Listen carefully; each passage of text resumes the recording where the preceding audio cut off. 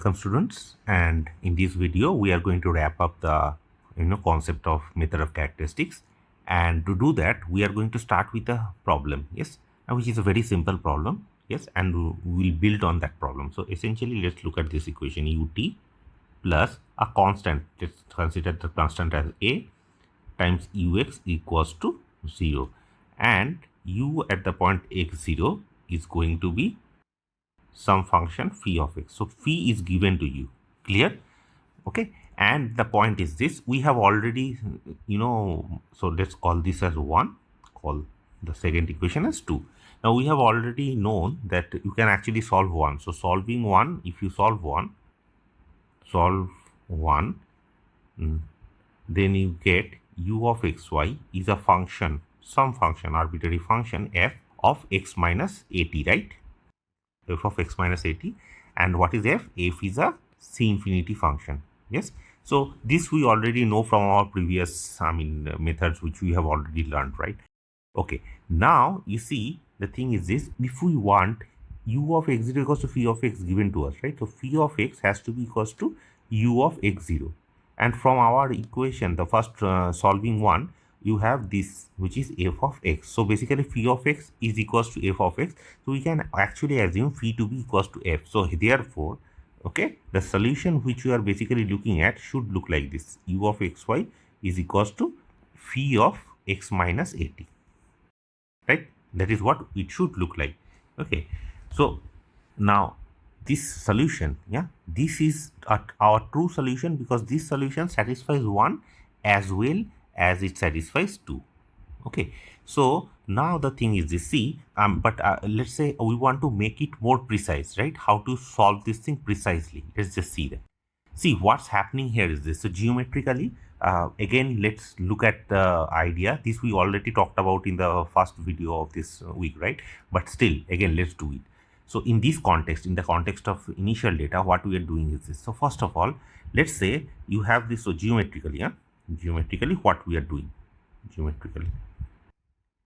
See, the thing is this: we have this gamma, yeah, that's your curve, and the curve is given by, let's say, x comma 0.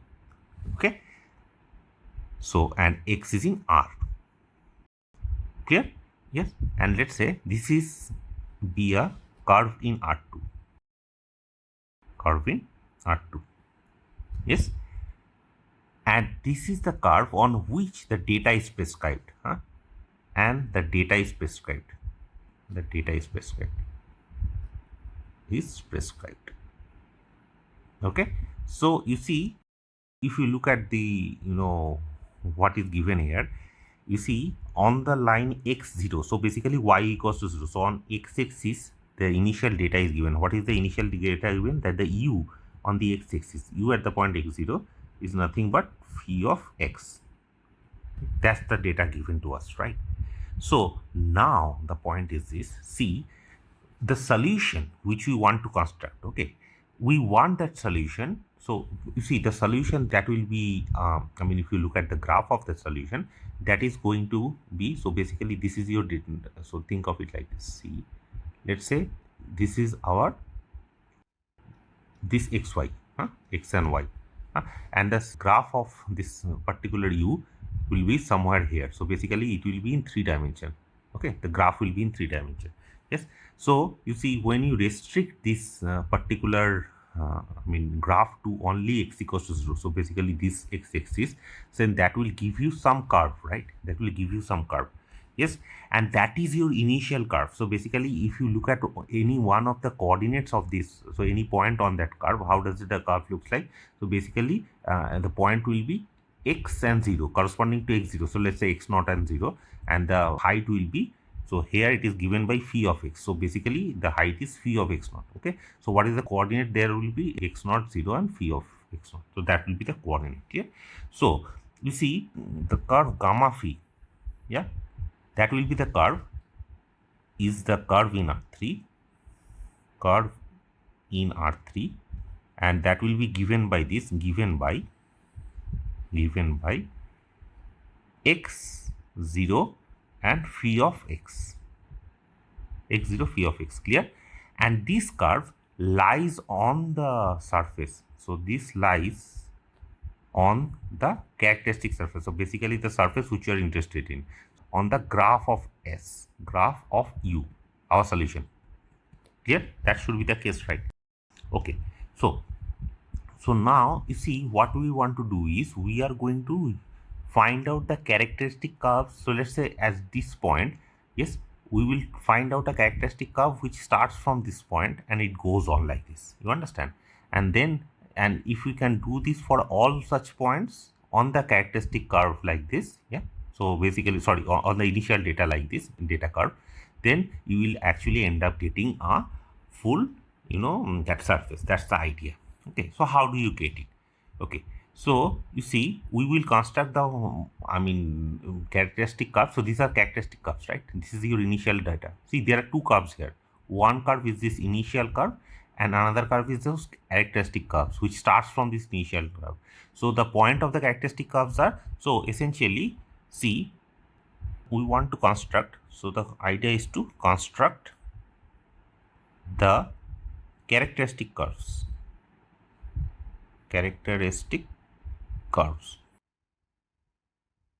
Okay, starting from let's say x naught, 0 and phi of x naught. Is it okay? Starts from there and it moves on. Okay, so essentially what are we looking at? What is the characteristic equation? The characteristic curve solves this equation, right? Dx by dt in our case is nothing but a. Okay, and what is dt by this is dx by ds. Okay, and dt by ds, this is nothing but 1, and then dz by ds is nothing but 0. Okay, and what is the data given, and what is x at the point 0? So x is a function of s here. Okay, see, this thing, this is parameterized by x and that is parameterized by s. So characteristic curves. Okay, so essentially this is a function of s, this is a function of s, and this is a function of s. Okay, so when s equals to 0, that is when x0, that will be your x naught. Okay, what is t at the point 0? That is nothing but it is x naught, 0 and phi of x naught, right? So it is 0. The initial data, initial point is this, right? And what is z at the point 0? That will be nothing but phi of x naught. Clear? Okay. So now you see, once you solve this, so basically if we want to put everything algebraically, what is happening here? Let's just write it like this. Algebraically, okay. See, let's parameterize. So this is how I want you to solve this problem. Parameterize our curve gamma. So that's your initial data by r. So where I was writing this x, that will be your r. So our initial data is r0 phi of r. Okay, right. So and basically gamma should be written as r0. So that's your initial curve, initial data where it is given. And for each r, okay, we need to solve the system, to solve the following system. Okay, so what is the system? The characteristic equations, system. So you see, for a fixed r means, you see, I am fixing a x naught, so that I am writing as r. So for a fixed r, I am looking for a characteristic equation. So basically characteristic curve, which starts from there. Okay, so what is the equation? It is dx by ds. You see, the characteristic curves are parameterized using s. Okay, so dx by ds is a function of r and s. Yeah, r and s. Why? See, for a fixed r, yeah, when you fix r, so in this case r is, let's say, x naught is fixed, so this point is fixed, x naught 0 phi of x naught, and then I'm looking for a characteristic curve which starts from there. So initially the initial point of starting is x naught 0 phi of x naught, and then it moves on according to this law, right? So this we wanted to write it properly. See, for a fixed r, this is a function of s, so dx by ds at the point s is nothing but a, and similarly dt by ds as a function of r of s is going to be 1, and then similarly dz by ds function of r of s is going to be 0. What is the initial data? The initial data is x at the point r0 equals to r, t at the point r0 equals to 0, z at the point r0 equals to phi of r. Here, okay. Now, if you solve these equations, so solving, what do you get? Solving, you get x of rs is equals to as plus c1 of r. Okay. T of rs, this you are going to get s plus c2 of r. So c1, c2, these are all constants. Huh? And z of rs, you are going to get just a constant c3 of r. Okay. Why I am writing this r? Because for a fixed r, I am going this. I am to get one constant. So basically, when r varies, the constant will be a function of r. Okay. So now we have the initial data. So if you put the initial data, now these things plus the initial data implies that x of rs is nothing but as plus r, y of rs is nothing but s, and z of rs is nothing but phi of r. Okay. Now, if you replace all of this, definitely you are going to get that u of xt is nothing but your z, right? That is z of r xt and s xt, right? Which is nothing but function of x minus a t. Okay. Fine. So this is how you solve it, right? Now the point is this. See, here the initial data is given on the x-axis, right? And then we can solve it. What happens if the initial data is not given on the x-axis and in some other point? So essentially, we will look at something called a non-characteristic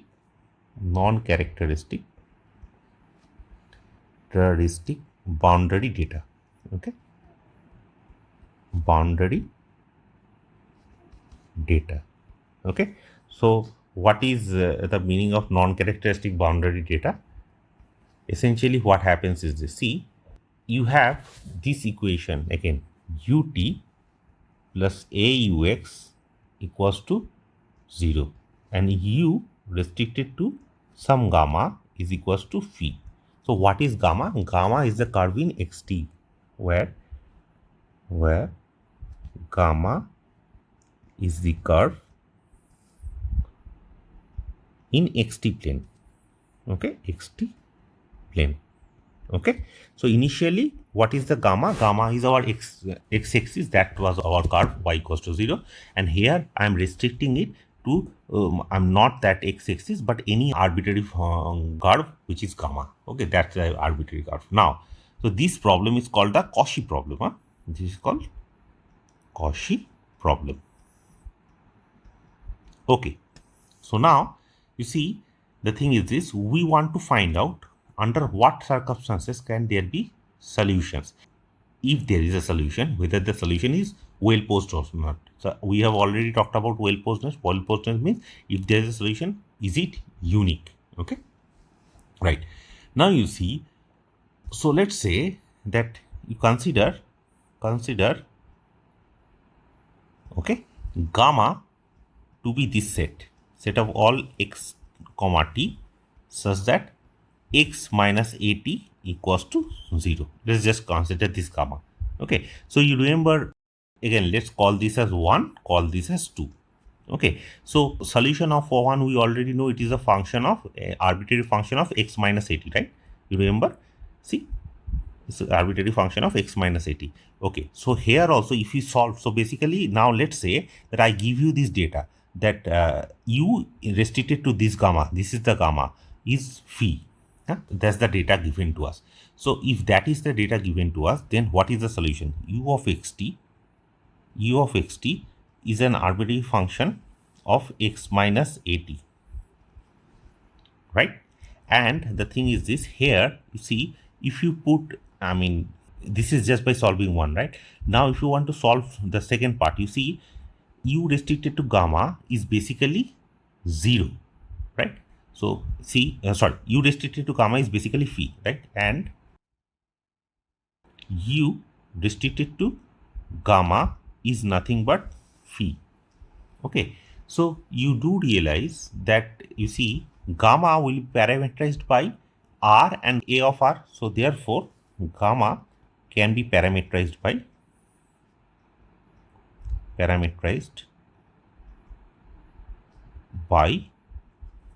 r and ar, right? Of course, r is in r, huh? So you write it like this. Sorry, once again, r is in r. So we can parameterize it like this. Now, the thing is this: with the boundary condition, we are claiming that this problem is ill-posed. So with this data, the problem is ill-posed. The problem is ill-posed. Why? Let's just understand this. Post. Okay. See, the thing is this: the functions, so the solutions which you get, they has to be constant along the characteristic. That's what are the characteristics of this equation? This is given by x minus 80 equals to constant. Yes. So equation 1, the characteristics of the equation 1 is x minus 80 equals to constant. Those are the characteristic lines, right? So you see, but the initial data is also a characteristic line. Okay, so you see the characteristics of this equation, characteristics of one are given by x minus 80 equals to constant, right? And incidentally, the data is also given along one of the characteristic, and the data, you see the data gamma, data, so curve, basically data curve, curve is one of the characteristics, right? So what happens then? Then what happens is, in this case, phi has to be constant along x minus 80 equals to 0. That will imply phi has to be constant along gamma, right? That is what it is saying, because you see, along the characteristic, u is basically constant. On the characteristic curves, u is basically constant, right? So if that is the case, then since the data is given, so data phi is given along one of the characteristics, so basically u has to be constant along that characteristic. Yes, so phi has to be constant, right? So but it may not be the case, right? So phi can be a function, right? It may not be constant. So you do realize that this actually creates a contradiction. So it should not be the only function which satisfies this equation, right? So what happens is, this is a case where the problem is not well posed. Yeah. Okay. So what's happening here? How do you put this information together? So we define something called a non-characteristic. So we say that gamma is a non-characteristic.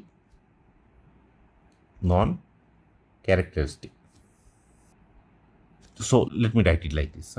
Is a non-characteristic. This is a shortcut, non-characteristic. So the gamma is what? Gamma is your data curve, right? That is a non-characteristic for the Cauchy problem. Which is the Cauchy problem?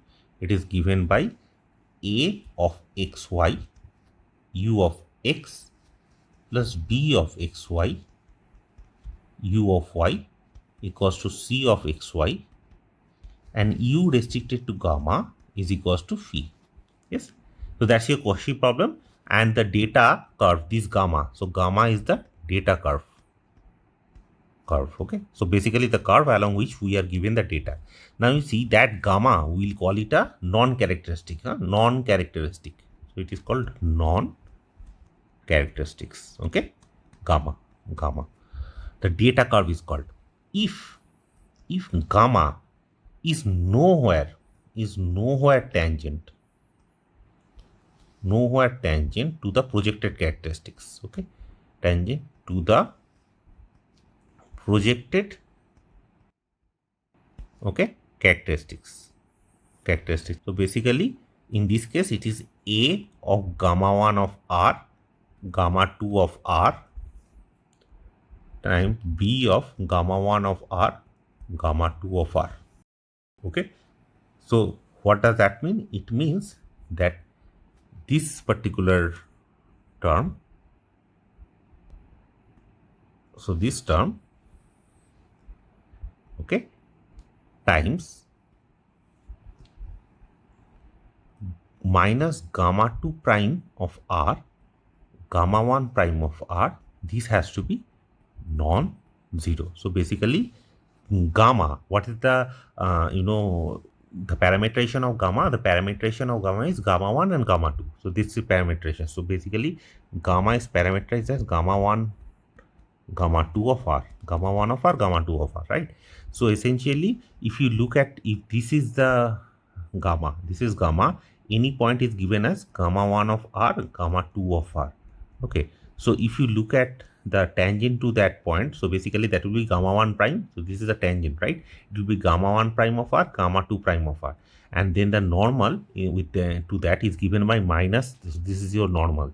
So essentially what this is saying is this, the projected characteristics, which is this. So basically this is the projected characteristics. So this projected characteristic should not be, so that gamma should not be nowhere tangent to this projected characteristic. So basically this times the normal, that should not be 0, because if they are 0, if these two product is going to be 0, it means that they are perpendicular to each other. So basically it means that these two, the gamma is actually tangent to the projected characteristics. Okay, now you see, let's say if we want to, so this is for the semi-linear case, right?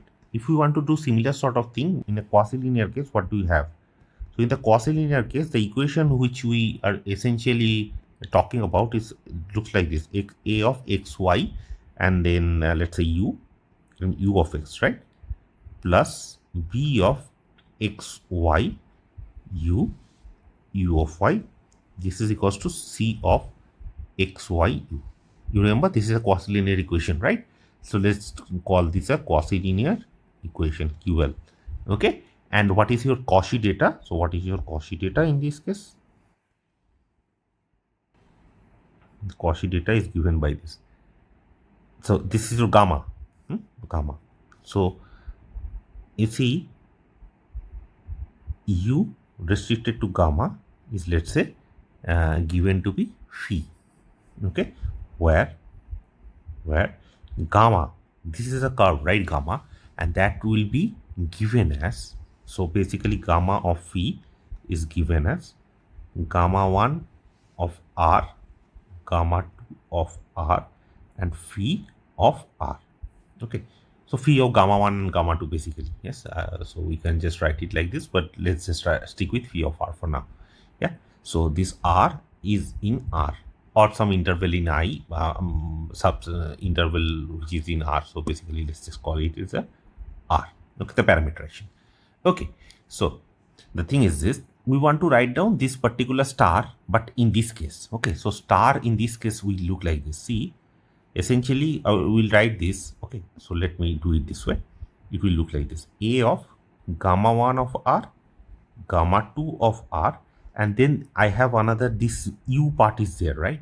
Yes, and this u part we have this extra this phi, right? Okay, so in this case you will have phi of R, and then, so this is one case, one second, yes, and where am I here? And similarly b of gamma 1 of R, gamma 2 of R, and phi of R. Yeah, okay, and these dot with minus gamma 2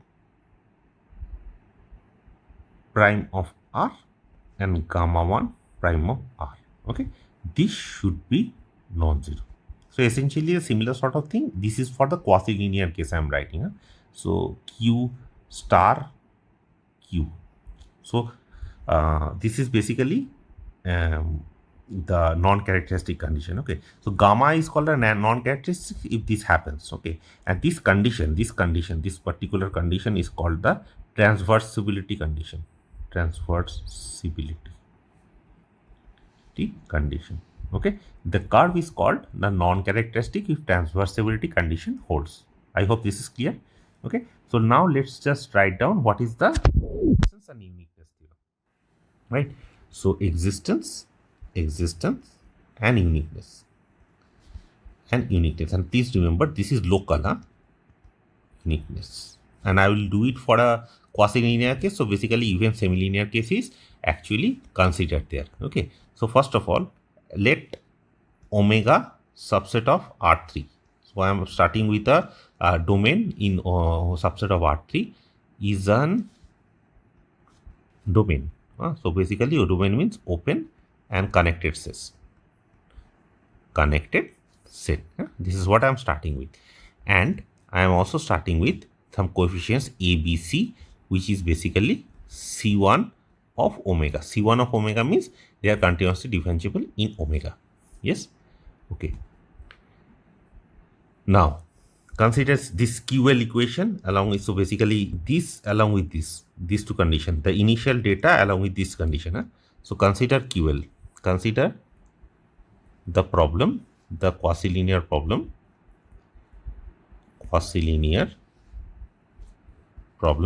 QL.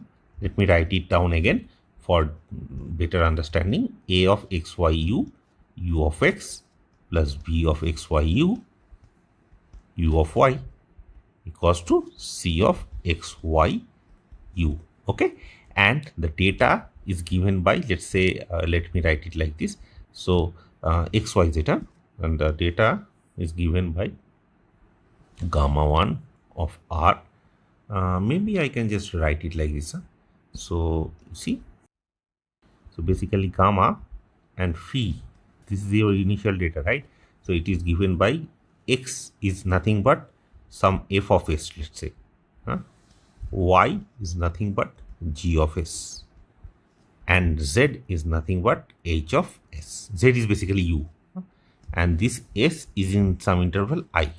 Yes, and what are fgh? Fgh, these are nothing but continuously differentiable function on I, such that f prime s, the square of that, plus g prime s, the square of that, has to be non-zero.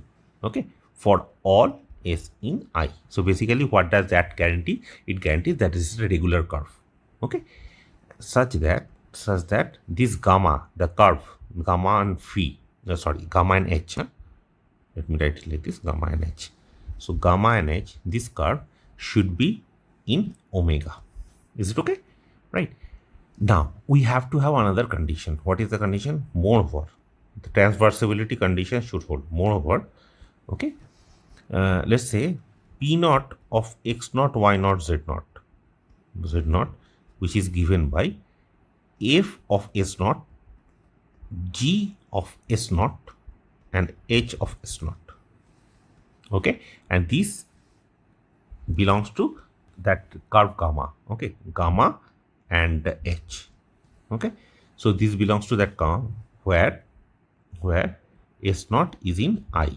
You can write s naught, you can write s r naught. It's basically a parameter which I'm writing it like this. Okay, so assume the transversability condition now. Assume that this condition holds, that a of f of s naught. Okay, so I am changing the notation a little bit. Here I used gamma 1, gamma 2 and phi. Here I am using f, g and h. So just a notation change, nothing special. I'm just changing the names. So this is g of s naught and h of s naught. Okay, times g prime of s naught. Okay, so you see this times this essentially, and this times this. So basically this condition I'm writing it like this. Okay, minus b of f s naught, g of s naught, h of s naught. Okay, dot f prime s naught. So this has to be non-zero. Is it okay? Then the conclusion says that the Cauchy problem, then the problem, which problem? The problem which we are studying here, let's call it the Cauchy problem. Okay, CP. Then the problem CP. Okay, has a solution, okay, which is defined on a neighborhood,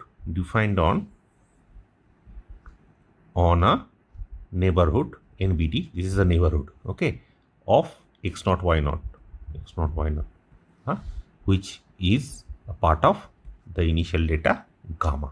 Is it okay? So basically what it is saying is this, that if the transversibility condition holds, that's the idea. You are looking for a Cauchy problem, quasi-linear Cauchy problem basically, yes, with smooth coefficients, and if your initial data is regular, yes, the transversibility condition, this is the transversibility condition. If the transversibility condition holds, then there is a guarantee that there is a solution, but it is not like a solution everywhere, but in a small neighborhood of x naught y naught. So basically what I meant is, let's say that this is your initial curve gamma. So this is your two dimension, this curve is there gamma. Okay, and let's say there is this point x naught y naught. Okay, so what it is saying is this, you will have a small neighborhood around x naught y naught, some small neighborhood around x naught y naught, where there is a guarantee that for this neighborhood u of xy exists, and that solves the problem CP, in this neighborhood. You understand? So around x naught y naught there is a small enough neighborhood where all of this there is a solution which satisfies CP. That's what it is saying. This is existence and uniqueness theorem. So basically, let's say if I give you a problem and if I ask you whether the existence and uniqueness theorem holds or not, you just have to check the transversibility condition and then you are done, more or less. Of course, given all these coefficients are smooth. Okay, so let's look at one problem and then we'll leave. See, right, so in this context, let's just look at whether the transversibility condition holds or not. We know that this is not a well-posed problem, right? Okay, so in this case, what is the parameterization? It is given by, there is a small mistake here. This should be, see, if x is r, this is, if t is r, essentially, this is AR, right? X is A times R. Okay, so the parameter here, what is gamma 1 of R and gamma 2 of R is nothing but AR times R, right? In the in our case, yes. Okay, and what is A of xy? A is basically A, and B of xy is basically 1. So this is A dot 1 dot gamma 2 prime is basically R prime, it is -1, and gamma 1 prime is basically A. Yeah, so if you take the dot product, that is going to be 0. So transversibility condition does not hold, and that is why you see there is a problem with the well-posedness of the problem. So basically, the data does not guarantee that there is a unique solution. Yeah, so that is how we actually make sense of the existence and uniqueness problem. I hope this is clear. So with this, I am going to end this video. Thank you.